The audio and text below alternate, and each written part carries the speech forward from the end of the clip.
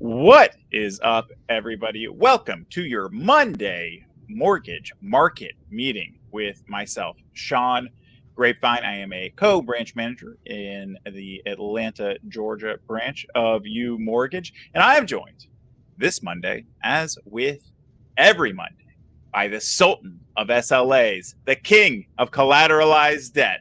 He's the Colossus of credit, the Titan of the 10-year. He's the great Bambino. It's Austin Koenig. Welcome, Austin.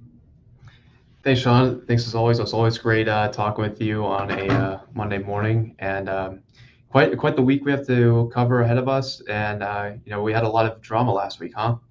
Yeah. So what the heck? So earlier this year, I was like, Austin, it's going to be good news only on these Monday market updates. We specifically talked about that. We said, Austin, you are going to give us only good news about rates and fixed income markets and LLPAs and stuff like that. And you've gone back on your word, quite frankly.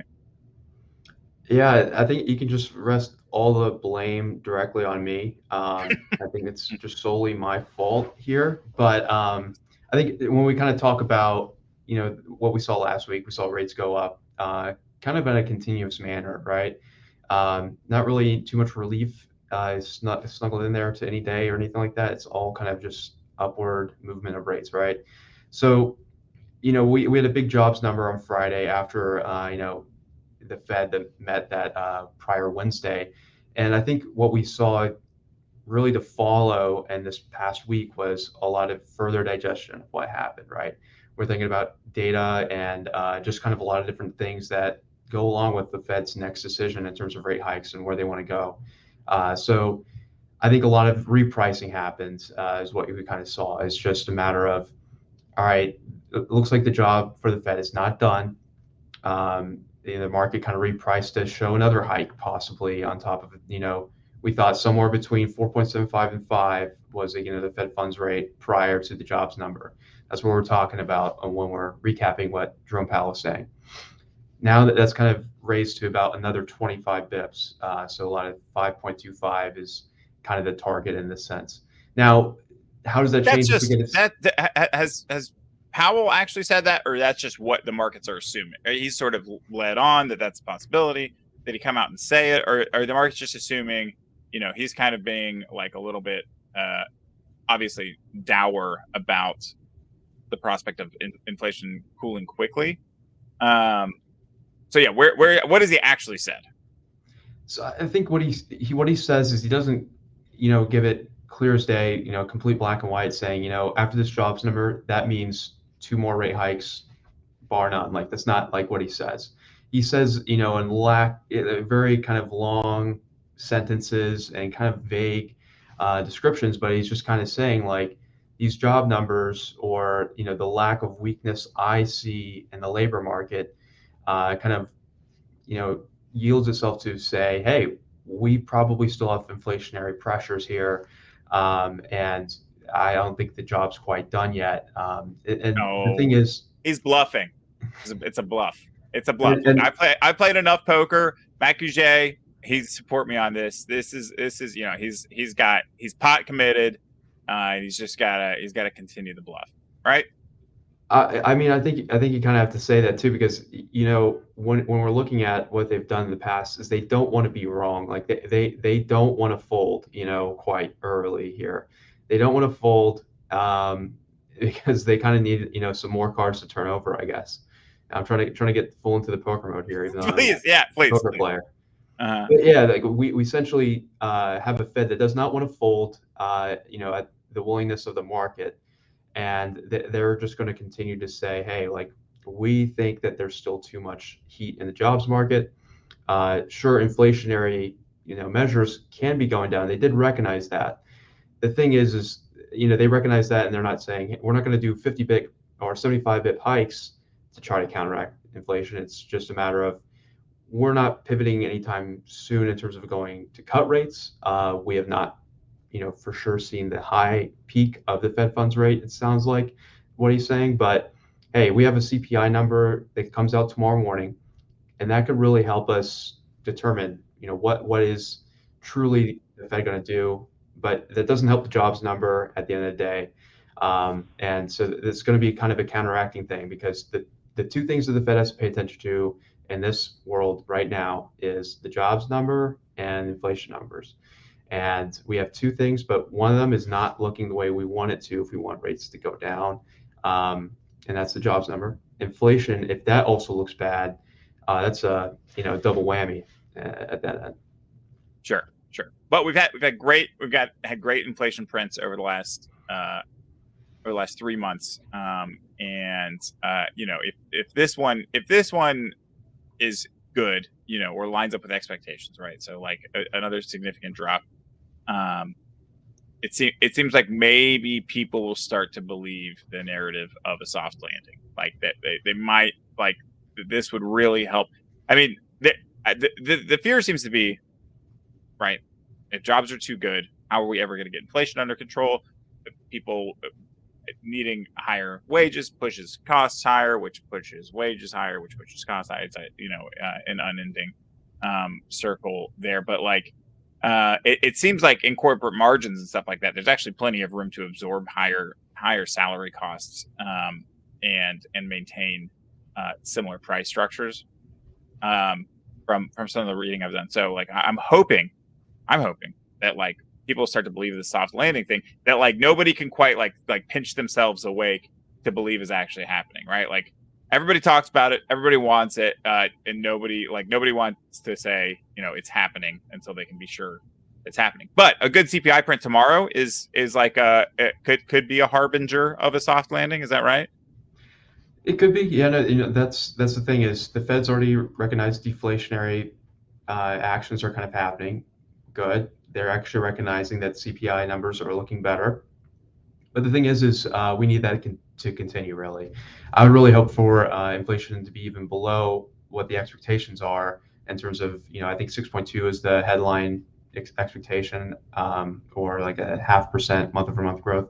I want that to be lower, I'd say, if we're really trying to get that soft landing talk to really, resound through the market.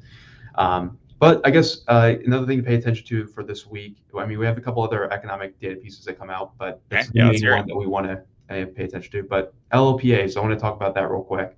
Please. So you guys probably would have gotten a message from UWM this morning in regards to Wednesday, any of their locks going forward. You look at the 40 plus DTI for any loan that's above 60 LTV. We're going to have some DTI LLPAs that start getting applied.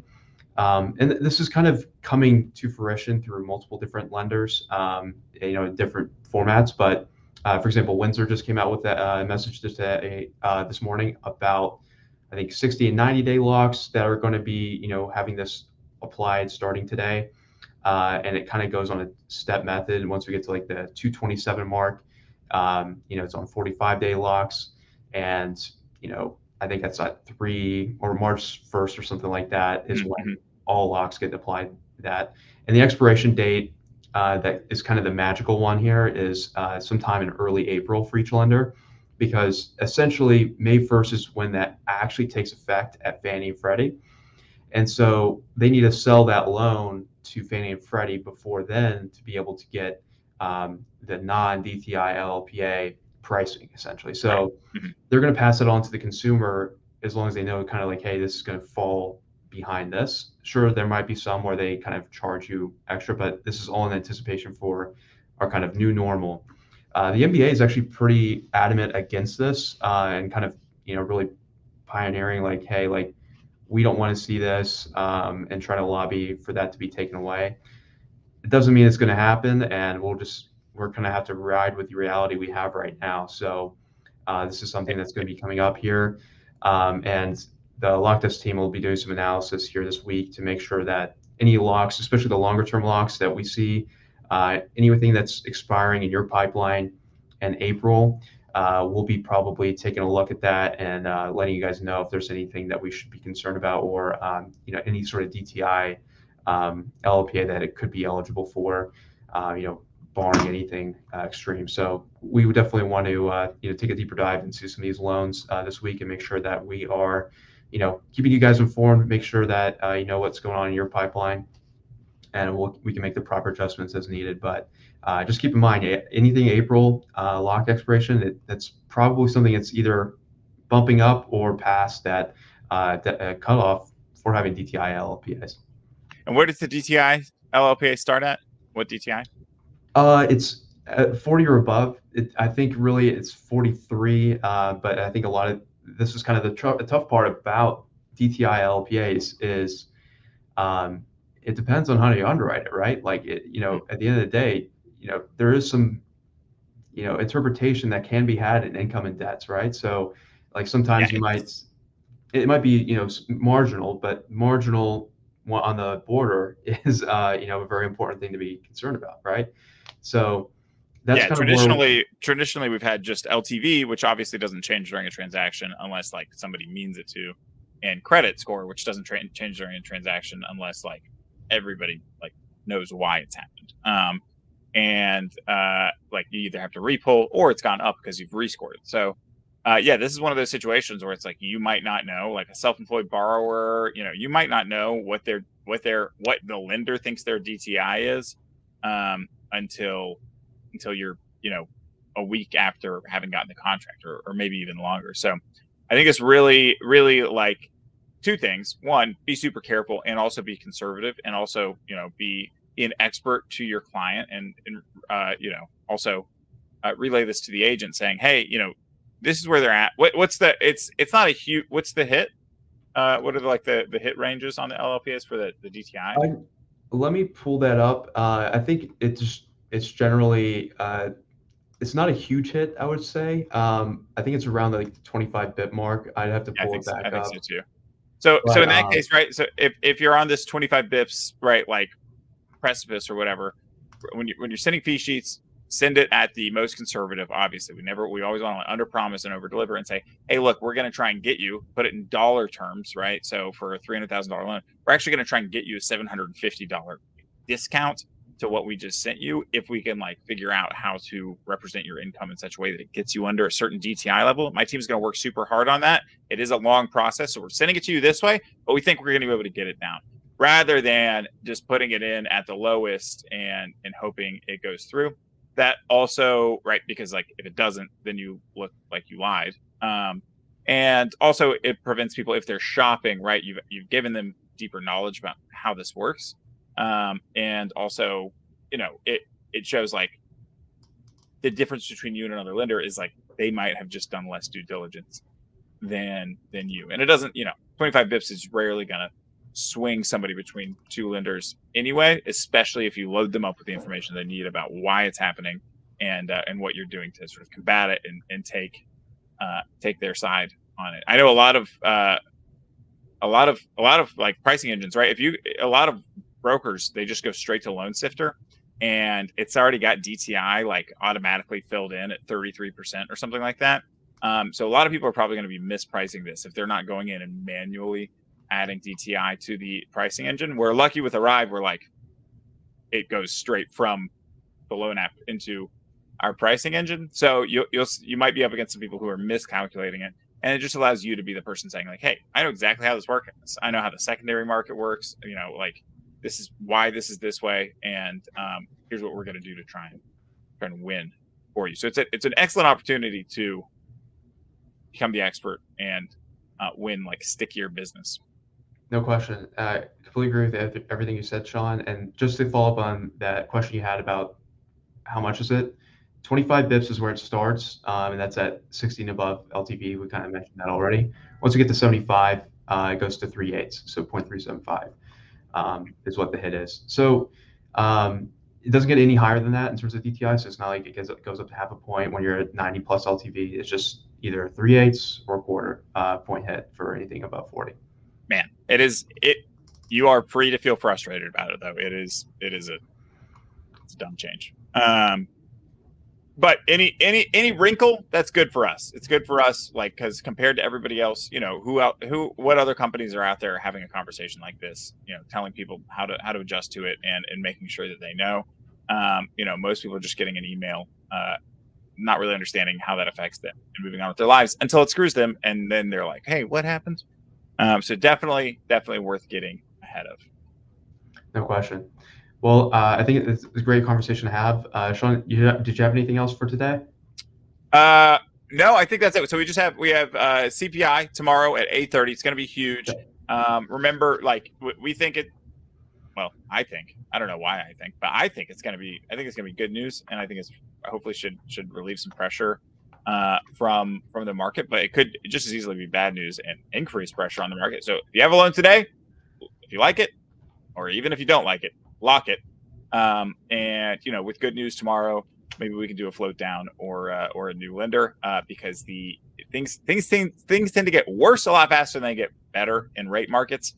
So you definitely don't want to leave yourself exposed to the potential of like, I thought it was going to get better and now it's half a point worse. Definitely don't leave yourself in that situation. If you like it or if you don't like it, lock it. 100%. All right. Well, it was great spending time with you as always. Thanks everyone for tuning in. Have a great Monday, guys. Go lock some loans.